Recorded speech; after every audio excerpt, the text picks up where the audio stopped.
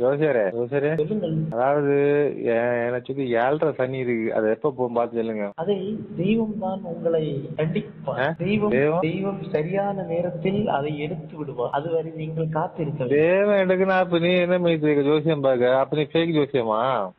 ஜோசியம் என்னவென்றால் உங்கள் கை ரேகை பார்த்துதான் நான் சொல்வேன். கை ரேகை என்னால் வீழ்த்தி விட முடியாது. கயிறே பார்த்து எப்படி மைக்ரோஸ்கோப் வச்சு பாப்பியோ? ஏன் ஜி, நாம பேசுறது வேற ஜி, நீங்க பேசுறது வேற ஜி. என்ன வேற பேச? ஜோசியம் தானே நீ, ஜோசியக்காரன் தானே. நம்ம ரேகைகளை பத்தி நம்ம பார்த்து சொல்லுவோம். அதனால கட்டங்களை பார்த்தும் நம்ம சொல்லுவோம். அதை விட்டு கையில வந்து ரேகை மட்டும் தான் இருக்கு, கட்டம் எங்க இருக்கு? எது? ஜோசியர் கையில கட்டம் எங்க இருக்கு? ரேகை தானே இருக்கு, நீட் நீட்டாட்டு. ரேகைய பார்த்து சொல்ற, அது ஓகே லாஜிக்.